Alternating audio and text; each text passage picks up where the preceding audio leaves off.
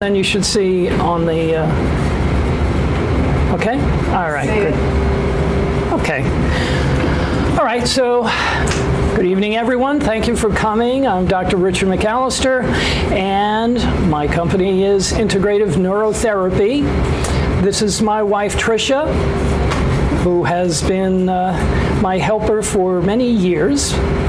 I am going to just minimize this, and let me go into here.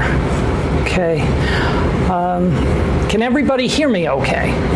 It's good? All right. All right, we'll get started.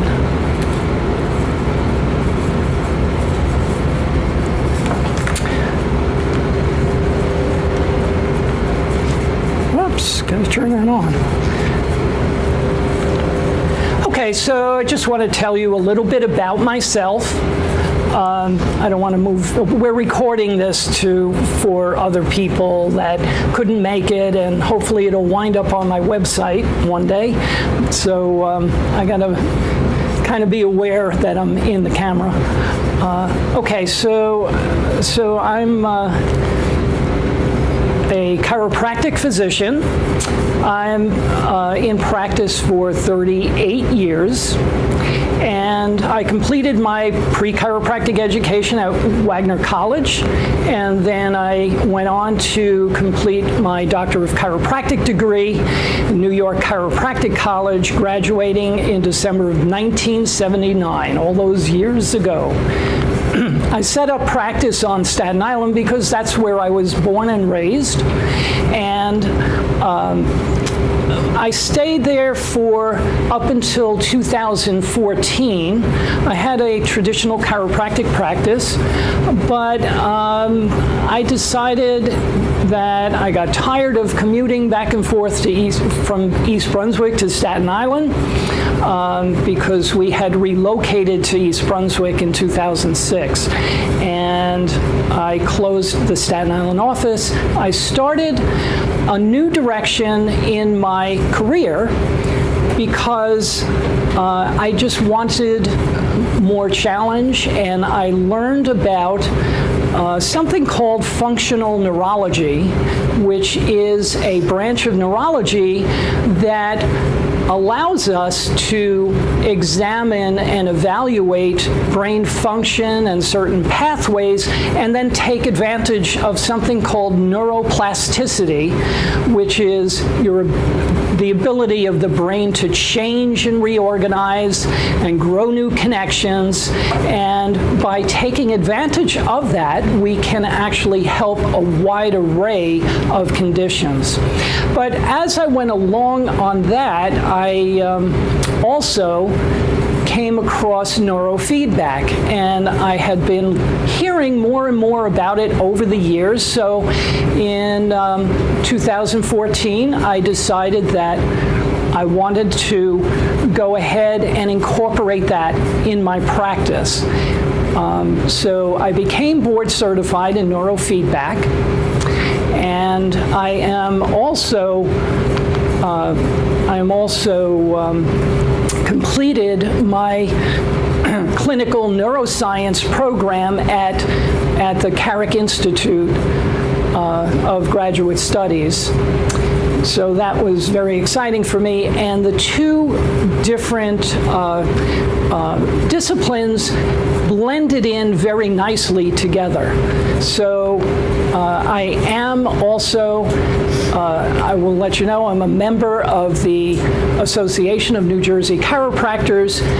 I am also a member of the International Society for Neurofeedback and Research, as well as the International Academy for Functional Neurology and Rehabilitation. And I am a member of the American Academy of Pain Management. It's now actually called the American Academy of Integrative Pain Management. So these are, I did appear on Fox News and CNN. Anybody recognize me? Nobody ever does. It was a long time ago. So we're married 37 years, and my wife is a flight attendant, so please remain seated until the seatbelts unfasten sign is on. All right, so these are the organizations that I am affiliated with, and in addition to being board certified in neurofeedback, I am also certified as an instructor for neurofeedback for other healthcare practitioners who want to become board certified. So that's exciting. I've had PhDs, MDs, chiropractors, you name it, and it's been very, very rewarding. So I am an invited speaker at the 27th annual conference on neurology and cognitive neuroscience to be held in Warsaw, Poland. So that was very exciting. It will take place in October of this year. So, anybody recognize these people? The reason why I put it up is that they all have, or if they're deceased, they had ADHD. And before I go any further, let me also kind of clarify the terms ADD and ADHD. So, once upon a time, there was a disorder called attention deficit disorder, and there was also a condition called hyperactivity disorder. And then it was recognized that this is kind of all falling under one umbrella, so now it's all ADHD, but it's ADHD that's with hyperactivity or ADHD that's not with hyperactivity. So it adds a little confusion to the conversation, but I just wanted to clarify that. In your packet, you do have information that goes over the different categories, and basically there are 3 categories of ADHD. There is the inattentive type, so you have to have 6 or more of the symptoms within that inattentive type category in order to be considered that type of ADHD. The next category is the hyperactive impulsive type. And in order to qualify for that, you have to have 6 or more symptoms within that category. And then the third category is combined. So it's a combination of the two. And that's basically how ADHD is classified. But just be clear that when I say ADHD, I also mean the inattentive type, in addition to the hyperactive type. So all of these people have had a history of ADHD, and I like to bring this up because I want to emphasize the fact that just because someone has ADHD does not mean that they cannot achieve great things in life. In fact, some aspects of ADHD can actually help in achieving in life. The whole thing is it needs to be regulated, and the person needs to be able to find their ways to manage that. And that's what we're going to talk about.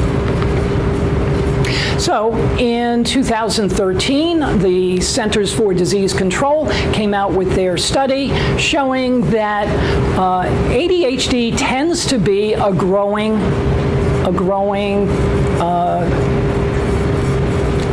concern. And if you look at the age group 12 to 17, you can see that boys account for 16.3% of the ADHD population, whereas girls at 12 to 17, 7.1%. Now, there are a lot of experts that feel that the reason why the girls are less diagnosed with ADHD is because they typically are the inattentive type, and perhaps the problem goes unnoticed, or that they're just labeled as a daydreamer. They may sit in class and the teacher is teaching and they're kind of like this, and that's your inattentive type. As opposed to boys, most of them tend to be the hyperactive, actually more the combined, but a big component is that hyperactive type. So if they're always moving and they can't stop and they're constantly fidgeting and constantly interrupting and so on, that's easier to recognize.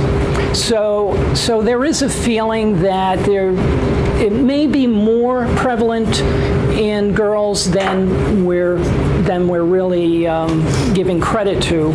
But in any case, it's not just for kids. Adults can have ADHD, and there are certain requirements in order to be diagnosed with ADHD as an adult.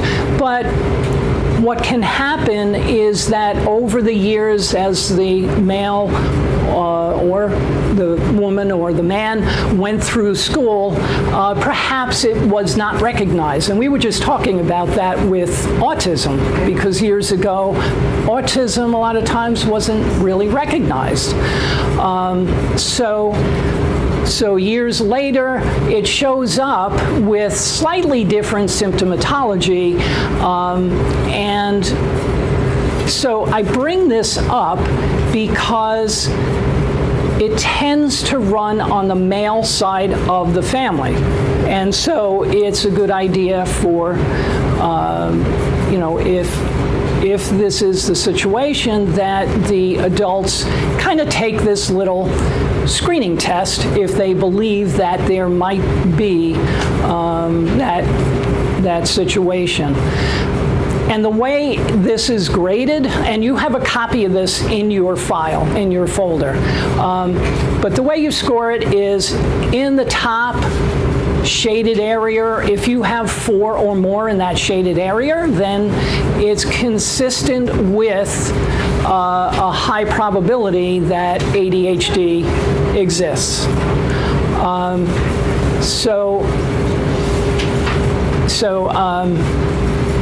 The bottom half here, this really, you don't score, but anything in that shaded area is indicating that there is that it is affecting daily activities and daily life. So the thing about ADHD is, if you look at that list of different symptoms, you say, yeah, we all have that to some degree at some time.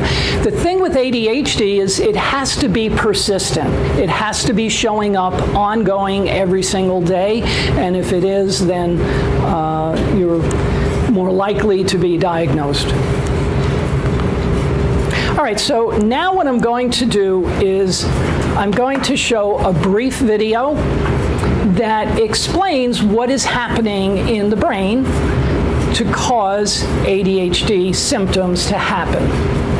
So I'm just going to close the door here first.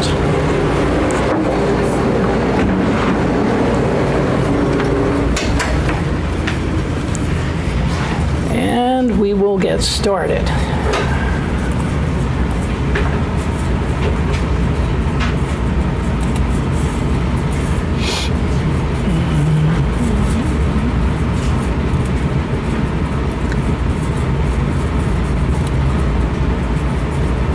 Okay, this was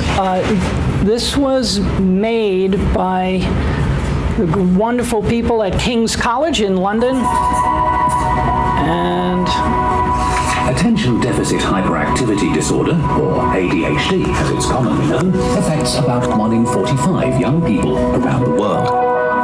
It can have a major impact on life at home, in school, and with friends. Symptoms of inattention, impulsivity, and hyperactivity can reduce a person's ability to control their actions and concentrate without getting distracted. Some people have expressed skepticism about the disorder, but brain imaging has shown that symptoms of ADHD are associated with a series of abnormalities in the development and function of parts of the brain. Let's look first at the cortex, the brain's surface layer. In normal development, the cortex, which plays key roles in memory, attention, thought, and language, gradually increases in thickness before reaching a peak during teenage years. Scans have shown that in children with ADHD, the cortex generally develops more slowly, particularly in frontal and temporal lobe regions, which are important for memory and controlling behavior. Typically, the frontal cortex, along with other major parts of the brain, are smaller in children with ADHD than in those without. These different parts of the brain do not operate in isolation, but interact extensively to form networks, controlling functions such as language, attention, and movement. The activity of different networks increases and decreases to allow different functions to take place. For example, while you're watching this video, activity in networks involved in processing information will have typically increased, while activity in networks involved in mind wandering will have typically decreased. In a person with ADHD, the activity of these networks is impaired, and connections within the networks are disrupted. And when we look more closely at the communication between these networks, there is also disruption in the release of the chemicals dopamine and noradrenaline, which are responsible for relaying messages between brain cells. Overall, when children with ADHD carry out particular tasks, some networks are not switched on enough, while others remain switched on too much. Research from around the world has shown widespread differences in the development and function of the brain in children with ADHD. While we can't yet use brain imaging to diagnose the disorder, the more we can learn about ADHD and the brain, the better we can understand the symptoms that children with ADHD experience in everyday life, and the more we'll be able to do to support them. Okay. Let me just get this back on.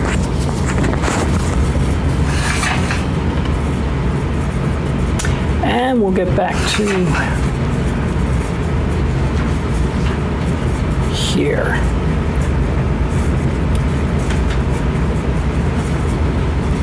Okay, so that gives you a bit of an understanding of what is happening within the brain that is causing these symptoms of ADHD to occur. The video talks about these neurochemicals, dopamine and norepinephrine, as the primary culprits, but it really goes beyond just these neurochemicals. There are other things at play. The thing about the medications is that most of the times what they're doing is they're targeting those two neurotransmitters, dopamine and or norepinephrine. But there are other ways that we can get increases in release and manufacturing of dopamine without using medications. One of them is exercise. So put that down. Exercise is very, very important and helpful for the brain. If we have time, we'll get into that a little bit more later. So here are the core symptoms of ADHD. As I discussed before, inattentiveness, poor attention control. It also involves impulsivity, can't wait in line, keep interrupting, just a lot of impulsive things, doing actions without really thinking about the consequences. And so that is in not every case, but this is one of the core symptoms that can show up. So in addition to that, hyperactivity in some, but not all. And as I discussed before, it might be the inattentive type that goes unrecognized because they don't have that hyperactivity. So you have the handouts, you can look that over. Whoops. Now, I have a few short videos of parents of patients that have gone through my program for ADHD using neurofeedback and some other modalities that I use. And so this is Debbie, and she wanted to share with everyone what she was experiencing with her 8-year-old daughter that led to her coming to my office. So I will play that for you. Well, she just finished 3rd grade. So back in the beginning of 2nd grade, we noticed she was struggling quite a bit. And the teacher was having a lot of problems with her disrupting the class, outbursts, calling out.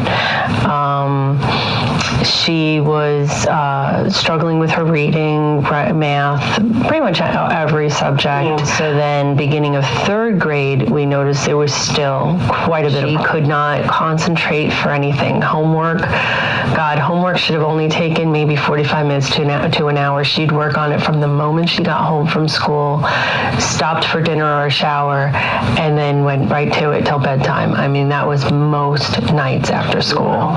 It was a fight. It was a struggle for her. It was a struggle for me. So stressful. I mean, I have 3 children total, and I'm spending the entire night with homework for her. It was destroying her self-esteem, her self-confidence. She was alienating herself.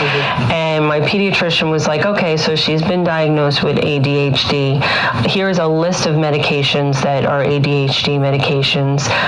It's trial and error. So we could put her on one, you pick one from the list. It was like a roulette. We're talking a couple of years before we could even get her possibly regulated or helped in any. Because she's 8 years old. I couldn't see her being on medication the rest of her life, or even 3/4 of her life. Okay, so do some of those symptoms sound familiar to anybody?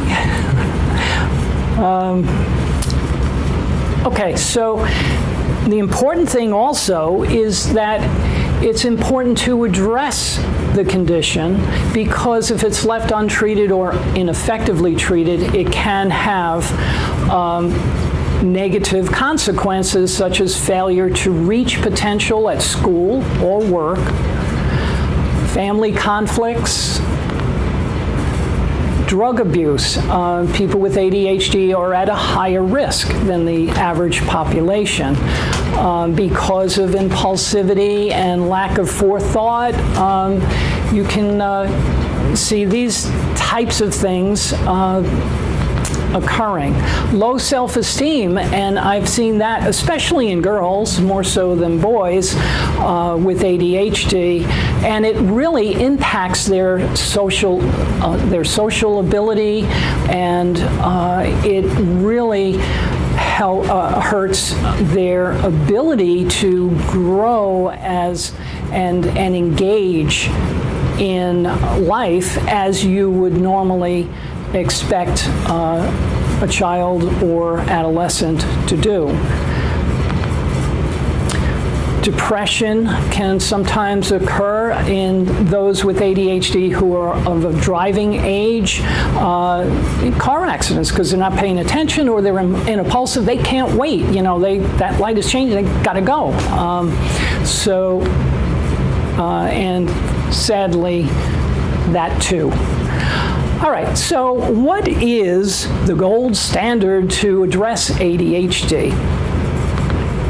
And that gold standard is using stimulant medication. So it's counterintuitive.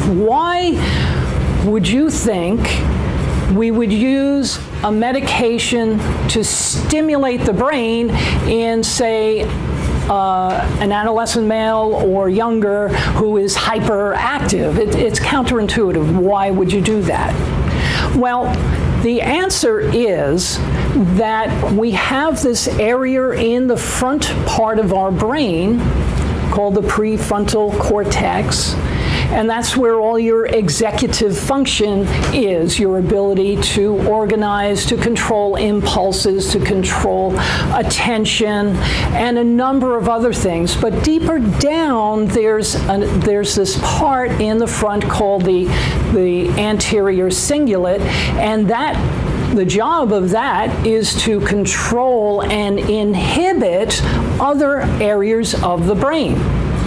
So we always think if a brain is active, it's going to be active and we're going to be hyper. But actually, if that part is more active, it will inhibit and give more control to these areas in the brain that are driving movement and affecting attention and so forth.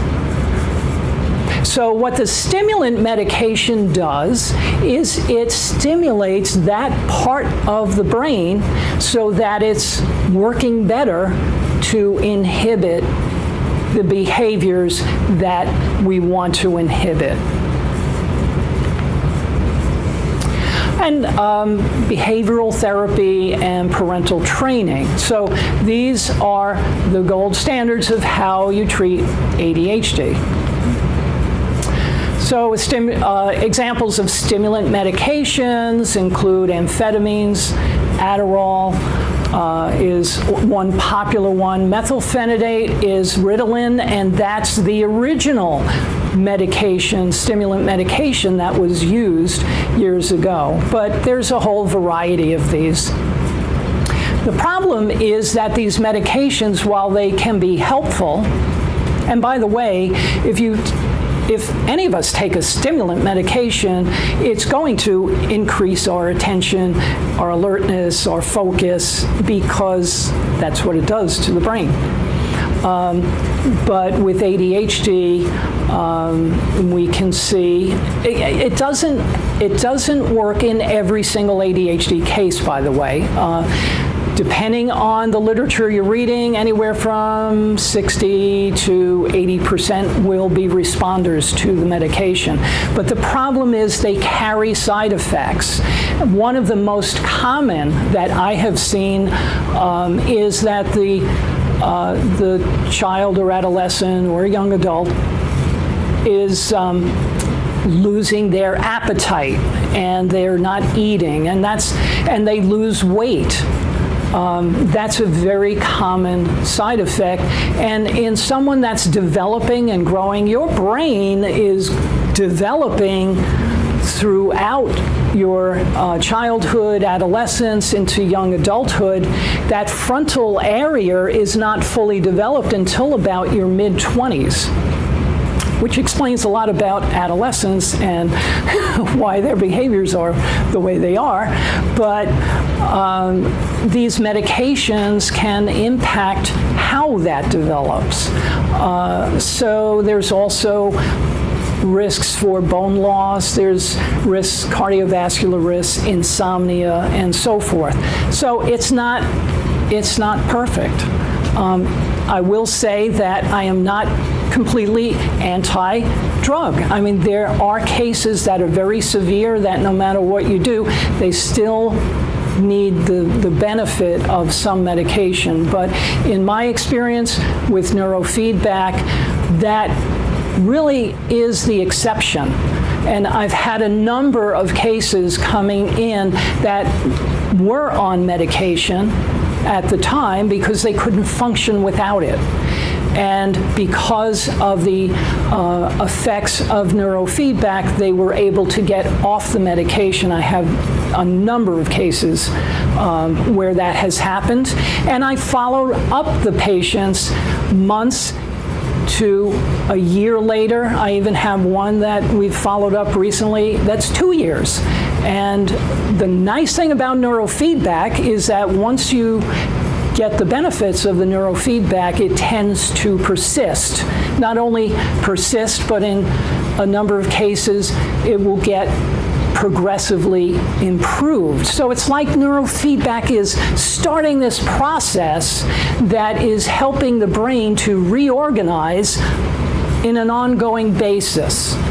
And so unlike medications, the medications work. When you take them, you stop taking them, it doesn't work anymore. And you can have these effects. So here is Josh. He is one of my earlier patients that I took on, and he's just going to talk about what his experience with taking the medications and what was happening with his ADHD.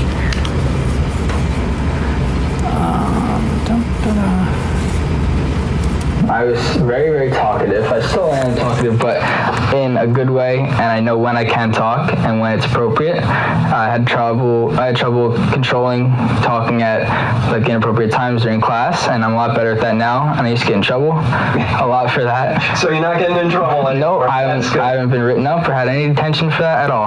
All right. And you were diagnosed, according to your history in 5th grade. Mom, the 3rd grade. 3rd grade, and then I got medication, I think 5th grade. They put you on Concerta, and you were on that for a while, but that caused a problem, right? Yeah, it was making me not want to eat, and getting towards 7th and 8th grade, I was starting to be a little bit depressed, and I didn't want to do anything. I had no energy to do things. I used to love basketball, and it just wasn't as appealing to me anymore. I dreaded having to go to practice. Focused, but I wasn't, I didn't feel like I was myself. I didn't have my own personality, I didn't feel, and it didn't feel fun. Going to school every day didn't feel. It's about 10 to 15 pounds, and then when I would stop taking it in the summer, I would gain 20 pounds, and then the next year, when school year came around, I would be losing that weight again, so it wasn't fun. When you first came here, how were your grades in school? I had mostly C's and maybe